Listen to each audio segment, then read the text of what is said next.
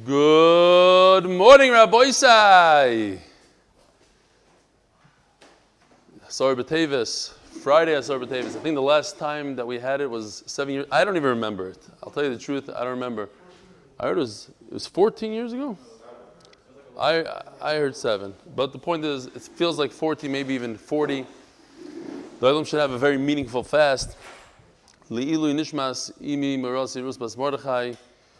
Today is a very big yahrzeit. We're very familiar with Kalman from the Five Towns' father, Rabbi Nachum Mendel Bereb Simcha Olav Shalom. The regular yahrzeit of Rishayna. Oh, I think it's supposed to be a yud over here. Anybody have a pen? But you could see that it was supposed to. There was a Rosh Tevis there. Yud Aleph Tevis Tav Shem Pei Teidish Moshe Tzur B'Tzorah Chaim. Real quickly here, we all know the story that his father was in the Holocaust and his finger got chopped off by a machine and the Nazi told him to go weiter. He prefers that his legacy be more known for Torah. Here, let's do this. Right over here. Beautiful. Shkoyach.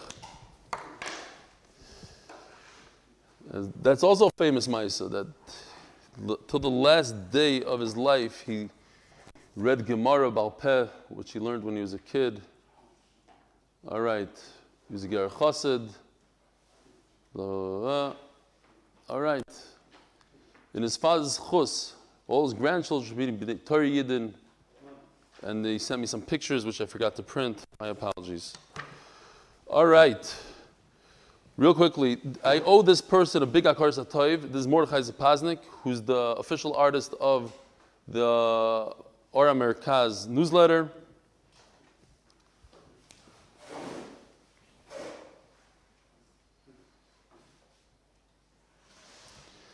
Ora Merkaz newsletter.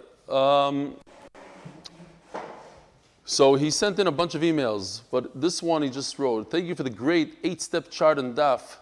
Lamed Gimel really helped me understand the Daf with the Geschmack." Mordechai. Be'ez Hashem, I'll get his other emails. And this is from his boss, Yitzi Hershkovitz. The chart with the 6 steps on Daf 31 really saved me. We appreciate the hard work you put into it. I think you still deserve to have a Geschmack, a pancake from Yitzi's. He's the famous Yitzi's pancake. If you live in New York, you know what I'm talking about. It's like a bottle that you pour. It's ready-made. Your Talmidim, Yitzchok Hershkovitz and Mordechai Zapaznik. This is from Chaim Weissman in Lakewood. First of all, my father's very careful to say about his mother, Moras Esther, not plain Esther. Maybe you should mention your mother. Ask a Rav. Also, this is the third email. Bekitzer, he's saying that there's a sefer there in Oitzer Chachma. It's called Mirasi. Mirasi is right. You're right. I do say Moras. I say Mirasi. Yimi Merasi, same thing. It has a lot of pictures. I would love to use it. The only shaila is maybe Reb Chaim Weissman from Lakewood could get me reshus to use the pictures. If I have reshus, then I use it. This is from Gedalia Miller from Kesher Nafshi. It's almost a year since I got hooked on learning the shir with MDY. Started out with 8-minute. The most exciting thing for me was when I realized I actually remember the Shakav V'Tayr of the Gemara. Once I realized I can join the afternoon shir, I was hooked. Although I try to stay anonymous, I'm enjoying it immensely. So he's not a real Talmud. Anonymous people are not Talmidim. May Hashem bless you and yours and the entire MDY family. Health, wealth, prosperity, and simchas achayim. Amen. To be able to continue only shir nachas and simchas, the shir should be a schus for all members. To be protected, the schus Torah to stay healthy. I will, be'ezras Hashem, donate 500 MDY masks. They were ordered already. The schus is spreading Torah. For the schus of spreading the word of keshrnafshi.org. I didn't even speak to anybody about this. I'm just reading this. For parents with kids at risk. Okay, Gedalia Miller, Kesher Nafshi. We have a minute. By the way, a very good friend of mine came to my house yesterday for a few minutes, and he said, unfortunately, he started listening to the shir. That's what he said. He was finally convinced, unfortunately. But here's the trick. So I want to repeat, since he didn't know this, so I'm sure there's other people that don't know this. On YouTube, you could skip in a millisecond. Yosef Bilyak does a wonderful job of showing you where the emails finish and where the shir begins, where Daf Beis, Amud Beis starts. So you could do the whole, and he didn't even realize you could play it on 1.5 speed. So you could do the entire shir in less than 30 minutes. Chaval Zman. So in case there's somebody else that doesn't know that, you could do that at least on YouTube. I don't know about the app. The app probably doesn't have that feature that you can just jump from place to place. But it's still better to use the app because Leon Welcher made the app. Wow. Hello, Rebelli. Just earlier I got a phone call from Yisrael Goldstein. He's in Stanford. So I was always very excited that these people from the Shir are meeting other people they don't know. It turns out it's only one guy. It's Yisrael Goldstein. He goes from city to city. He's in Stanford Hill for a simcha. I went over to meet him, and as you always say, we're talking like any old friend would. Yisrael, of course, took a picture. I believe he sent it to you. I didn't see it yet. Simcha Lichter, Stanford Hill, England. All right. Rabbi Yisai, here we go. Harry Shalom and Hili Kamyansky. Correct. I'm kidding. You know I'm kidding. Eli Deichman, whatever. Wow. My mouth is dry. Baruch atah Adonai Eloheinu melech haolam. Boimei psalm. Geschmack. Anybody want something? I was waiting for you to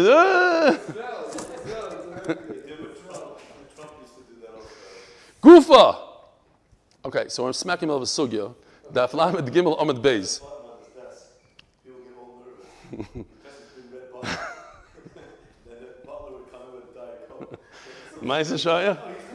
The nuclear button? Nachman Seltzer in his new book, his new story is that Donald Trump has the red nuclear button on his desk and he pushed the button and people get all nervous, but a waiter would walk in with a Diet Coke and a burger. All right, Gufa. We're holding 7 lines from the bottom of Ilam Gimel and Beis. So we just discussed, are we concerned of a takala, not a takala? We saw somewhat of a machlokes between Abai and Rava. When it comes to a piece of bread, you could use it, the kohen could use it, truma bread, he could use it as fuel. Why aren't we scared that he's going to take a bite out of the bread?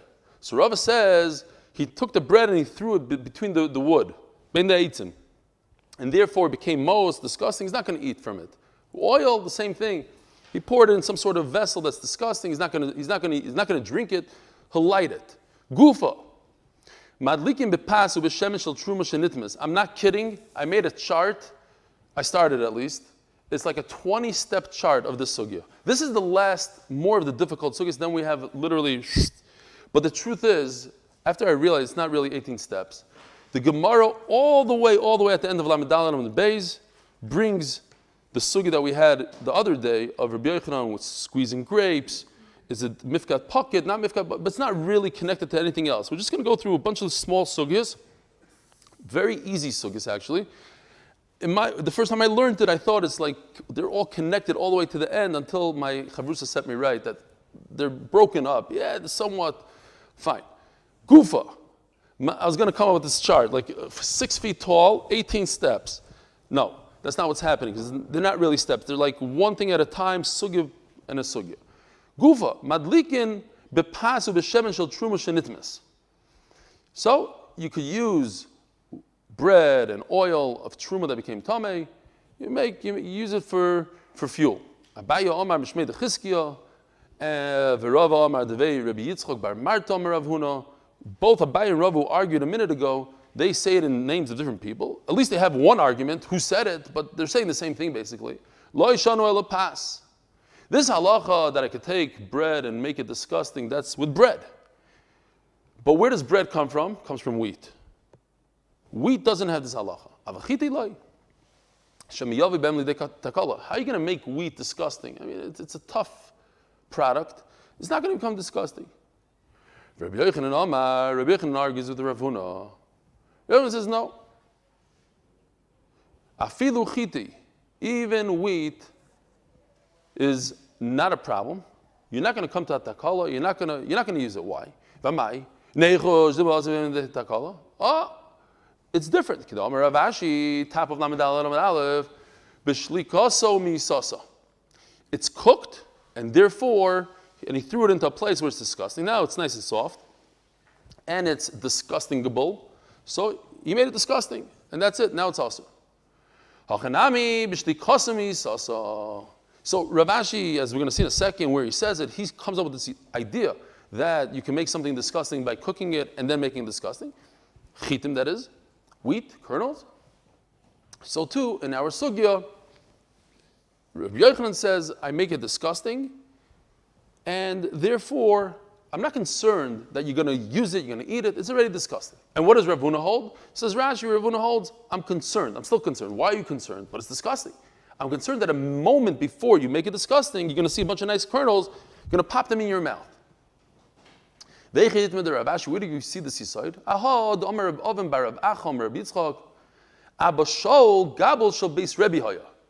Oh, so when I read this word, I said, ooh, what a coincidence. We just learned Abba Shol yesterday.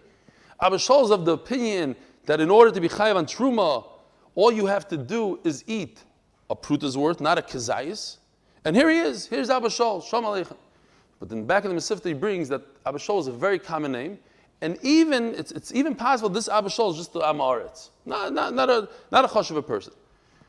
Abba Shol, Gabel Shol Beis Rebbe Hoya, he was in charge. This Abba Shol was in charge in the house of Rebbe, the Nasi, the Mechaber of the Mishnah, who was very wealthy. So he had a special guy in charge of the bread.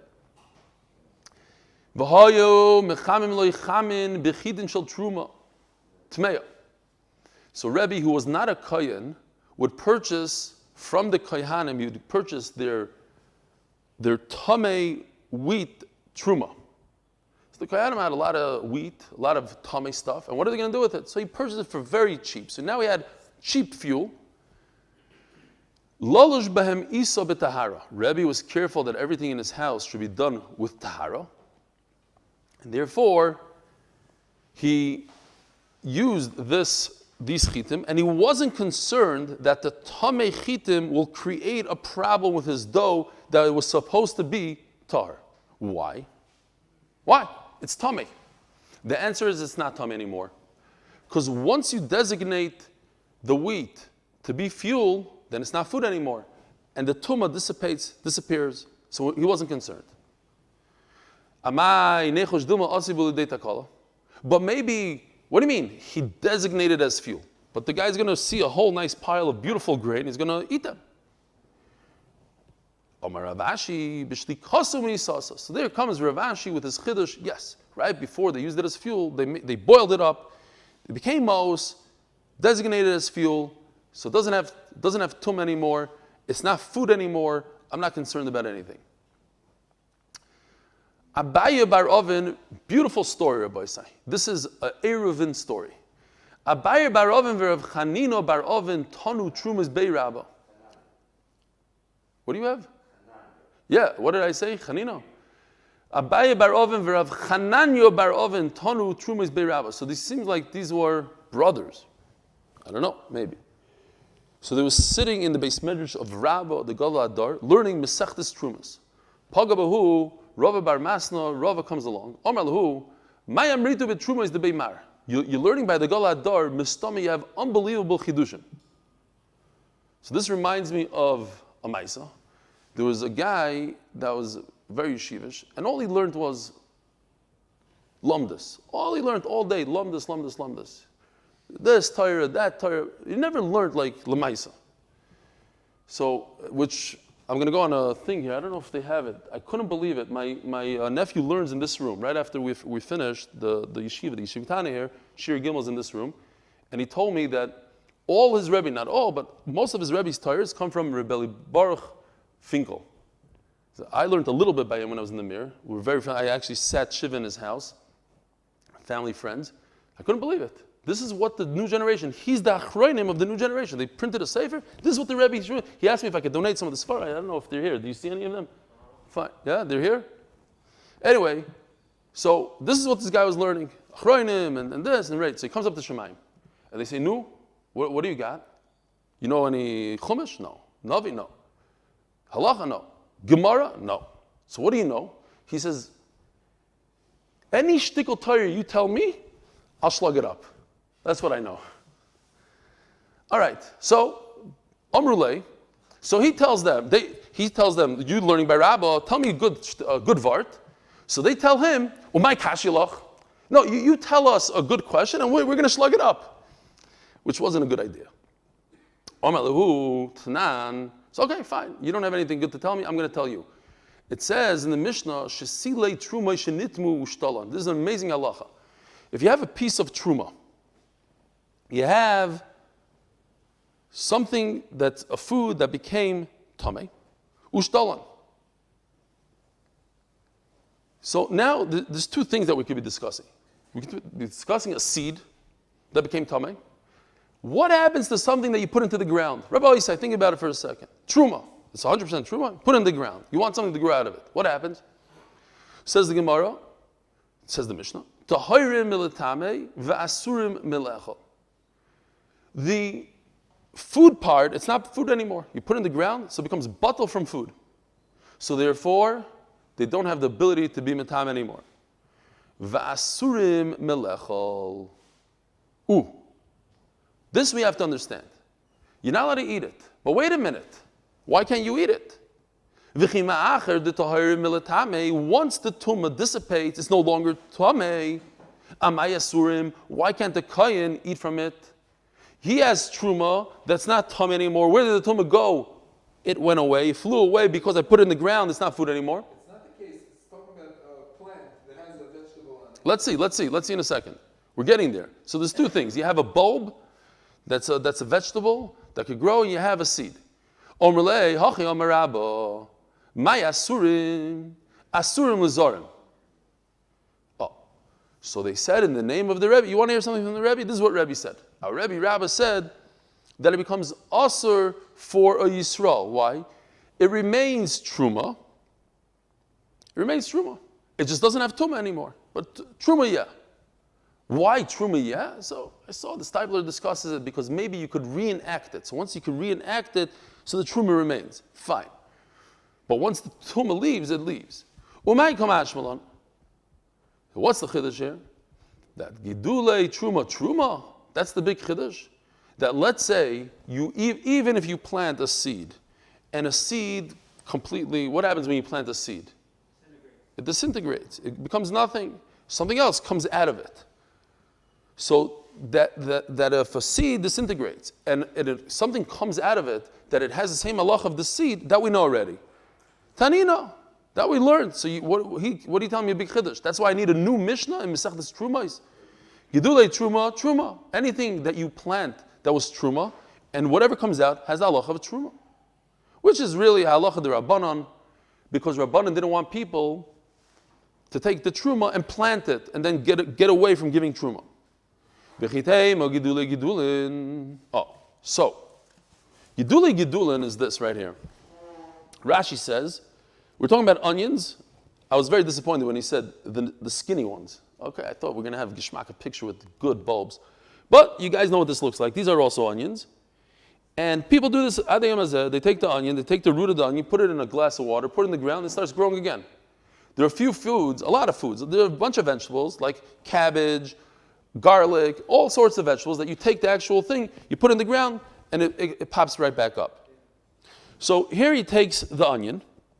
So I just showed here, I think this is pshat, that when the onion grows a little bit more, that's called gidulei truma.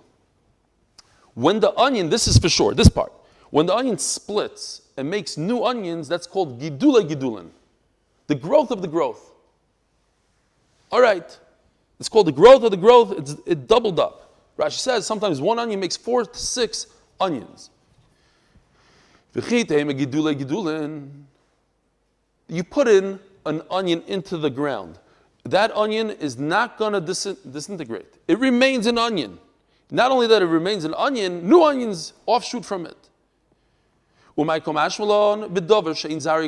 telling me in a situation where the bulb doesn't disintegrate, that what? That the offshoots, now this is a bigger chiddush. Now, you have something that grows out of it, it itself became, it turned into another bria, a new thing. I also know that halacha. I don't need you to tell me a new Mishnah in Truma. Hatevel, gidul of mutar. What's tevel? Food that you didn't take Truma Samaisris. However, you did do miruach, you did the gemar malacha, you evened it out, the top. Remember, we had a big pile of grain, you even out the top, you're showing that that's it, you're done. So that invokes a chiyuv of truma, but you didn't take truma. So that becomes usr. You take that and throw it into the ground, what happens? If we go 1 + 1, we do, what if you put truma in the ground? It remains truma. What if you put tevel in the ground? It doesn't remain tevel. Why? Because truma was only a derabanan. we're choishes that people are going to make tricks. We don't have the chashash by tevel, so it doesn't become tevel. That's only when it's seeds, and the seeds disintegrate and they become something new, so it's not considered tevel. So when it comes out of the ground, I could eat it b'derech arai, right? We learned when it comes to truma, if you don't do miruach hakri, so I could eat it temporary. I could take snacks over the thing. All those halacha we had, a guy drinking over the wine, v'chulu. But if you take a bulb of tevel and put it into the ground and it doesn't disintegrate, the bottom line is, he tells them, who is this? Rava Bar Masna, another Rava. He tells them, what chiddush did your Rebbe say? A chiddush that's already mentioned in Mishnayos, that's the chiddush of this Mishnah. Who can't eat it? That a Yisrael can't eat it? That's not a chiddush. So they ask him, they turn around. So you're obviously asking us a question. You want to see what Rabbi says. What did you hear? I heard from Rav Sheshes. My asurin lekohanim. So again, we have a situation of somebody that took truma that's tamei and planted it. What's the halacha? You could eat it. It's not tamei. It doesn't have the ability to make tuma, but you're not allowed to eat it. Who can't eat it? Rabbi tried to say it's Yisrael. Rabbi Bar Masna shlugs him up. It can't be Yisrael. That's Mefurish and Mishnayos. Forget. So what is it? It's a tremendous chiddush, says Rav Sheshes, that even a kohen cannot eat it. But it's not tamei anymore. And what's the problem? It's truma. So why can't they eat it? Oh, hoyel v'ifsilulu behesach hadas. There's a new thing called Hesach Hadas. Familiar chart.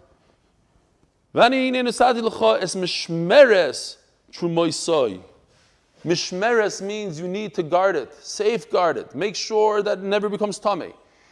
The moment that you have Hesach Hadas, you forget about it, that's it. You can't eat it from it anymore. Now listen to this amazing sugya that we're going to have. What happens when you have Hesach Hadas? So, there's a machlokes. Why do we wash negovasser in the morning? Is it because you might have forgotten and might have touched a makom mechusa? Or maybe there's a tumah that comes down, right? But let's say I have a video camera that shows me that you didn't touch a makom mechusa. Your hands were like this the entire night. So according to that Manda Amar that says that maybe you touched the makom mechusa, you don't have to wash your hands, right? What about here? Is it because I don't know whether or not I didn't watch it? So maybe somebody that was tummy came along and touched it. Or maybe much deeper. Maybe since there was a Hesach Hadas, it became inherently pasul.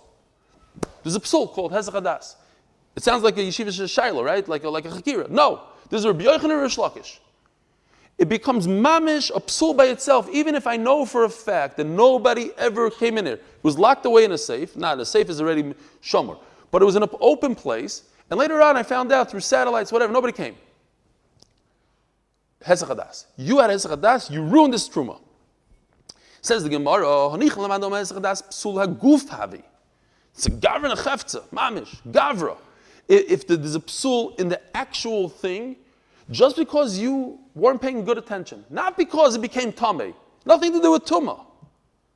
You were Mesiach Das, you made this pasul. There's a list of tumas, there's a list of psulim, tamei, pigul, not in truma. Hesach Hadas, that's one of the things. So everything makes sense. If the whole problem is that maybe somebody that came that was tamei touched it, why is that a problem?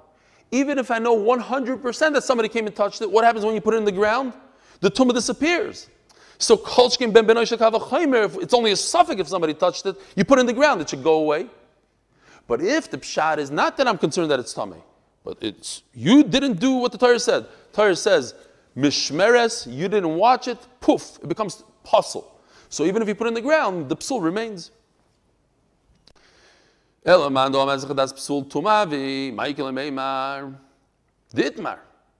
machlokes? I'm just concerned that maybe somebody that had tummy hands, whatever, somebody's tummy touched it, and it made a pasul. And therefore what? Big nafkamina. What if Eliyahu Navi comes, Baruch HaKodesh, and tells you, nobody ever touched it? Rabbi Yochanan say it's 100% kosher. Rabbi Shimon ben Lakish Amar psul aguf havi. Rabbi Yochanan psul tuma havi shem yavi eliyahu v'yitarenu shoymim loi. Why shoymim? I don't even know why the Achronim have to talk about this. It's so pashut. Eliyahu Navi is not telling you halacha, Torah le b'shemayim. Eliyahu Navi is telling you a fact. I saw on the video camera that nobody ever touched it. He's just telling you a metzias, and therefore it's tar, not a halacha, a fact. Reb Shimon ben Lakish Omer psul aguf havi. Shem yavei Eliyahu v'yitarenu in Shem Eloi. Eliyahu Navi has nothing to do with this. Even if Eliyahu Navi promises us that nobody ever touched it, it's still puzzle, not tummy, puzzle, because it's an inherent problem. And comes Rabbi Yochanan and asks Reb Shlakish two questions. You see how this is compartmental? It's separate sugyas. Each sugyas is a sugyas. You don't have to remember one to the other to get to the end. That the fact that the Gemara all the way at the end brings Rabbi Yochanan about stepping on grapes has nothing to do with anything. Eisei Rabbi Yochanan Reb Shlakish, Reb Shimon ben Lakish. Reb Shimon ben Lakish Rabbi Yochanan ben Broika Omer Lul Koton Haya ben Kevesh LaMizbeach b'Ma'arovei Shel Kevesh. When we were learning this in Zvachim and Chulin, we learned that the kevesh, the ramp going up to the Mizbeach, there was a gap between the ramp and the Mizbeach. But that's not what's going on here. Down here in the corner, right in this corner, in the southwest corner, right here. This is where they used to do the chatas oif. Take the oif, and if something happened to the bird, it's puzzle. So there's a little indentation in the ground, they would throw the bird in there, says the Gemara. Anytime there's a psul. What's a psul? Now, what's going on here? The tzura, how do you say tzura in English? The shape, the what? The form. Their form will become ruined. In other words, you're going to leave it overnight. Once it's left overnight, now you can burn it. Now think about it for a second. If v'yotzin lebeis hasreifa, then you could burn it. But if there was something wrong, inherently wrong with the bird, let's say the kohen thought in his mind, as he's shechting it, he's going to eat it after 5 days. Pigul. So you take the bird and you burn it right then and there. Why do you have to put it in a hole and wait overnight? Because there's something that happened there that we don't know. We can't burn it right now. So what happened? So says the Rebbe, beautiful. Perhaps it's this case right over here.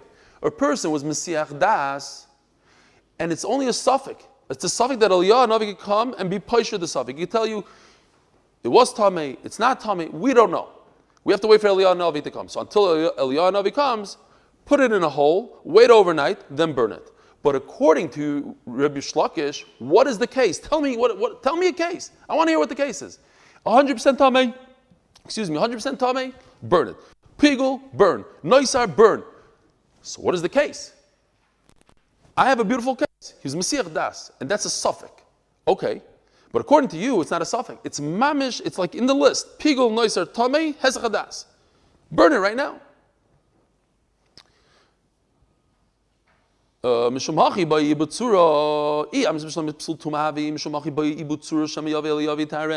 still suffix. But if you're telling me that's a psul aguf, why do I need to wait overnight?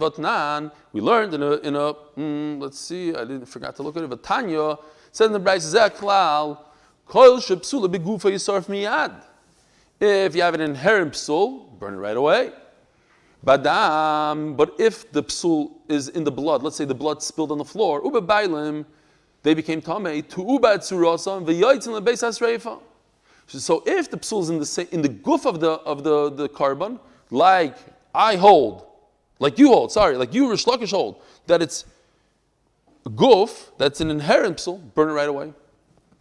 Amalei, hi Tano, Tanat Beri Rabbi Baravu, the Omar, we just turned to Daf Amud Beis, we're holding 4 lines down. The Omar, afilu pigul ton ibur tzura. No, that whole list that you gave me, Tameh, Pigul, Noisar, you still need to wait a whole day. You have to wait overnight in order to burn it. Rabbi Yossi Statman, Shalom Aleichem, how are you? I'm just stopping here for a second. Yitzi Spiro, it's great to see you. Shalom Aleichem. And Yishverzan, Nachman. Big chiddush. No, it's not a chiddush. Every single day. Ruben Bananheim. Shalom Aleichem. How are you, Tzaddik? Yossi Schloss. I was thinking about you. I didn't see you. Were you on yesterday? Because I didn't see you yesterday. And Akiva Solway is already 12 and a couple days. Fine. Alan Listhouse. Dr. Alan Listhouse. Gewaldig. Dr. Alan Listhouse is working on a video for us for next year. He started a month ago. Zok the Gemara. Eisvei. Nitma. So remember this word. Nitma. What does nitma mean? Became tamei. That's one of the things on the list there. Nitma became tamei. Or the meat itself became pasul. Or he took it out of the klaim. These four walls, the azara. We're talking about kachim. Like a chatos, kachim, you can't take out of these walls. You can't just bring it home to Yerushalayim. It has to be eaten within these walls. He took it out. What do you do with the blood? The meat, there's two parts here. You have the blood, you gathered the blood in a kli. You have the meat. You did something wrong with the meat. Could you do zrika? Could you continue on with the avodah? Rabbi Elazar says, no, yes, throw the blood. Rabbi Shua Omer lo yizrek. Rabbi Shua shimzorak hurtza. If he did throw it, he went against the rules and he threw it, he has a kapara. What's hurtza? We know what hurtza means. The Kohen Gadol wears a tzitz on his forehead. This tzitz has the ability to be mechaper things that are besafik. Let's say. Says the Gemara, my nifsal. What's nifsal habasar? Lav besachadas. Now, it can't mean pigul. It can't mean something serious because it's too late already. So, what does the tzitz come to be mechaper in a suffix? Tzitz cannot be mechaper pigul. Tzitz can't be mechaper anything else. So what the so l'chayra, as Rabbi Yochanan, l'chayra nifsal means behesachadas. So it can't be pigul not because it's too late. It can't be pigul because. No, I didn't say too late. I said the tzitz is not miratza. I say too late in the beginning. Fine, I took it back. I need some water here. Anytime you ask me a kasha, it's the right perfect time to Okay. Baruch Hashem, it's over what, at 4 o'clock? 5 o'clock. My nifsa, la bezachadas. So a good idea would be, a good pshat, that he was Mesiach Das, he forgot. He forgot to watch it, and therefore it's, so iyamers b'shleim, according to me, Rabbi Yochanan, psul tumahave, hanim shkach zalem ratzit tzitz. So I have like a suffix, what happened to it, not happened. So Mela, the tzitz comes and can give a kapara. But if it's inside the actual body of the animal, amai hurtza, says the Gemara. So why would the tzitz be mechaber such a thing? It's no different than pigul. Pigul, the tzitz is not meratza.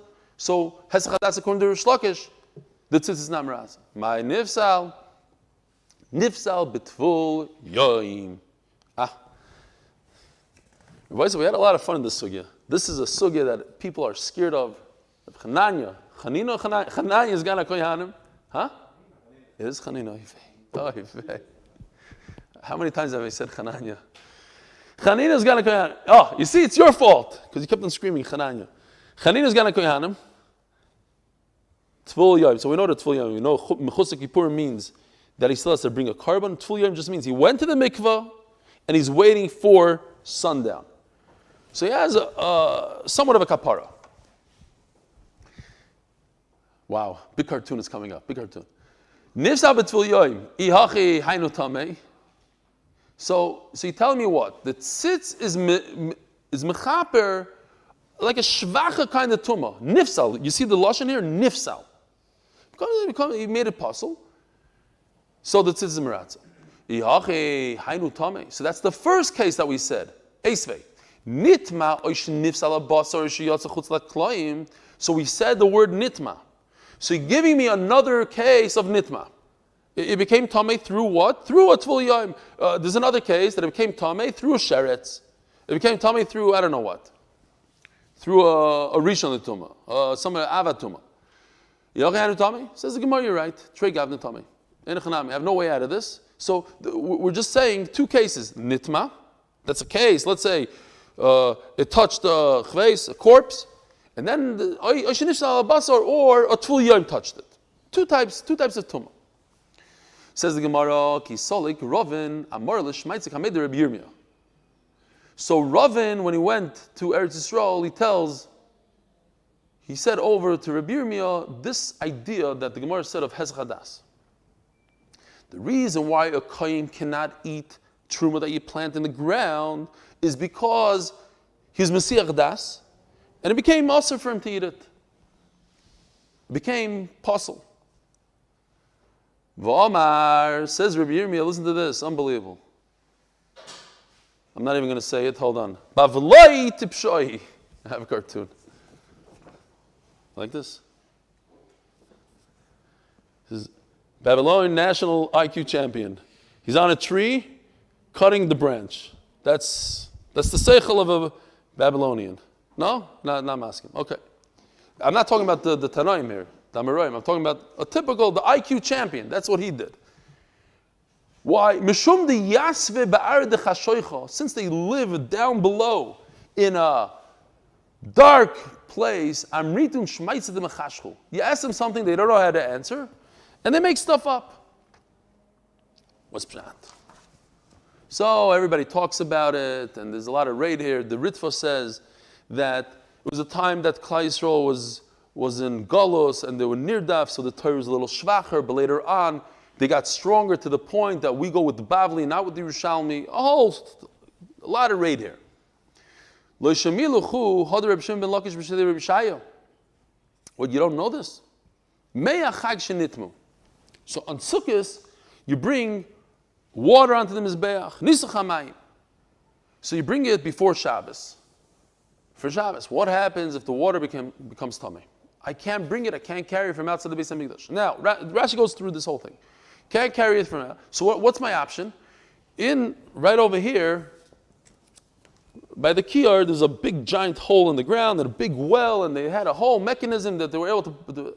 So I'll get some water from here. It's a big schlep. So what do? Remember that riddle? What's the one food that becomes tameh that I could take away the tumah? Water. How? With hashaka, with kissing, putting the water, kissing it up to another source of water, the tumah dissipates. Hashaka. So says the Gemara, this water that became tameh, hishikon. You did hashaka of achikach higdishon, tahirin. So if you did hashaka and then you were magdish the water for the nisach hamayim, becomes tar. Higdishon v'achikach hishikon. But if you jumped the boat, you jumped in and you said, then it's Kaddish. And then you did Hashaka, then you took away the Tumah Tmeim. You cannot use it for the Mizbeach. Why not? Ask the Gemara, why not? Michteiz Riyoninu, what's the difference? You planted it. You did Hashaka, so to speak.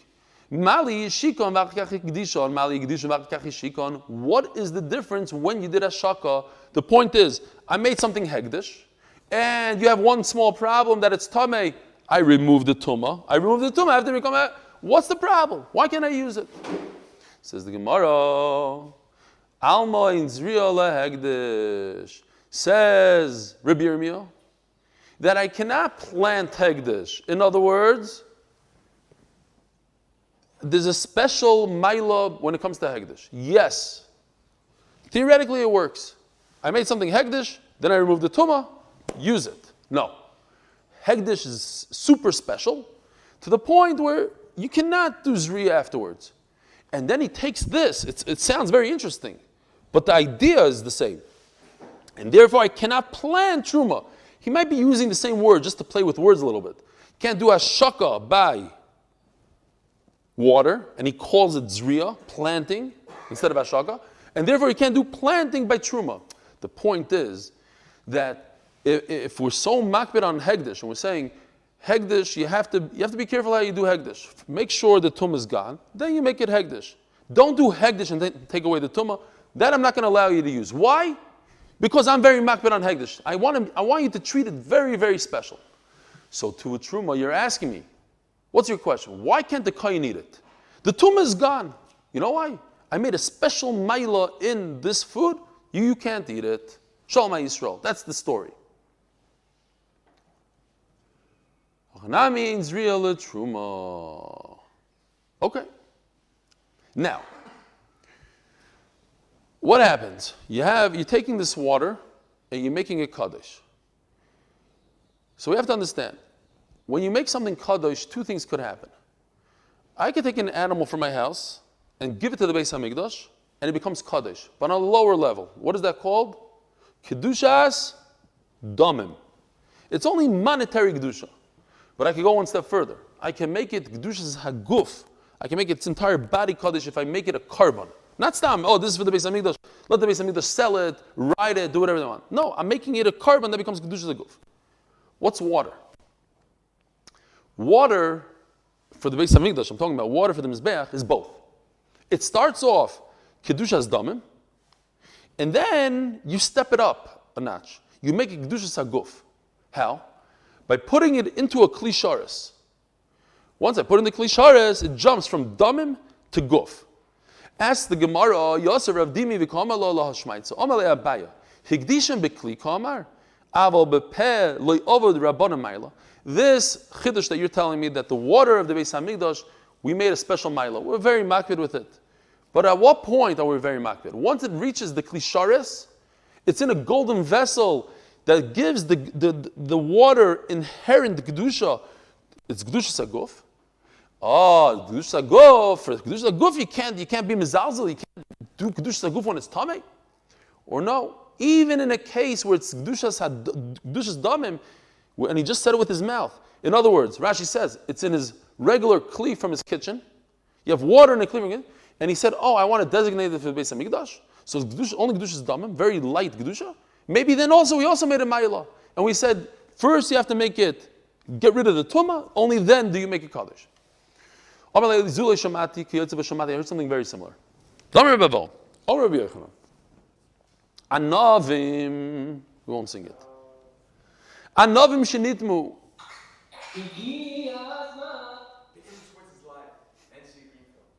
Yamin Schwartz and Shia Greenfield, Shalom Aleichem. Wow. I wish I had more time. We only have 1 minute to say hello. We'll schmooze afterwards on Zoom.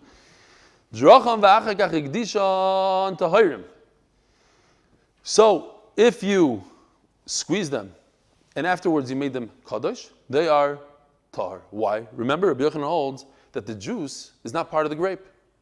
So I don't care that the grape was tamei. So I could squeeze out the juice and then make it kaddish. It's not that it was tamei and then became kaddish. It was never tamei. Here's a good raya. They're not a klisharis. It never becomes kedushas haguf. The wine from the mizbeach never becomes kedushas peninu. You see, the Rabbanon said first you magdish and only afterwards. First you take out first you make sure there's no tumah, then you make it kaddish. Omer Rav Yosef, Anovim Ka'amras, you bring me a ride from there. Truma is different. The kedushas pedidu, kedushas kli damya. That's the equivalent. When you do kedusha with your mouth, it's equivalent of kedushas kli, which kedushas saguf. Avalhani, the boy kli bepeh lo yover rabbanim ma'ila. The grapes, they become kedushas saguf without the kli. So saying it with your mouth makes it kedushas saguf. Over here, that it's 2 steps. First, the kedushas damim, then kedushas saguf, and you need a kli. So maybe Rabbanan never said that you have to be very makbid when you do it only with your mouth and you made a kedushas damim. Maybe Rabbanan said, it could happen with tumah. Now, here's the punchline. Why are grapes different? Grapes don't require a kli. They don't require a kli. Why don't they require a kli? Shemayim, I don't know why. No, it's a special halacha by Nisuch HaMayim. You have to put it in a kli sharis. There's no such halacha of anavim. Drachan, va'afilu tuva. It seems like it doesn't mention in its brisa how much could you squeeze. You could squeeze 5 kibbetzim. Va'afilu tuva So finally, we come around to the sugya of the other day that Rabbi Yochanan said. It's Rabbi Yochanan that says this halacha, the first halacha, that you could squeeze the grapes and bring them to the mizbeach. And he said it a day ago that when you squeeze grapes for tahara, for the mizbeach, and he's talking about nisuch hayayin, do it less than a kibetza. Says the Gemara, you're right, we have to stick that in. By the way, I said you could squeeze them, but just make sure it's less than a kibetza. The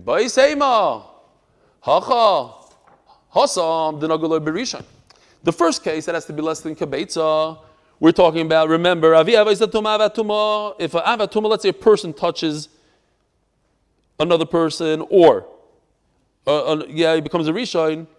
So the rishon, a person touched the grape. What happens? The mashkim, liquid, we always says goes back upwards. Remember? Here, mashkim become a rishon. You see how this yellow line? So even though it's a sheni, a rishon makes a sheni, even though it's a sheni, it becomes a rishon. The mashkim becomes a sheni, a rishon. So that's why he said, be very careful, do less than a kibetza. Because less than a kibetza doesn't have the ability to be metama. Because if Div had the ability to be metama, it would make the mashkim a rishon.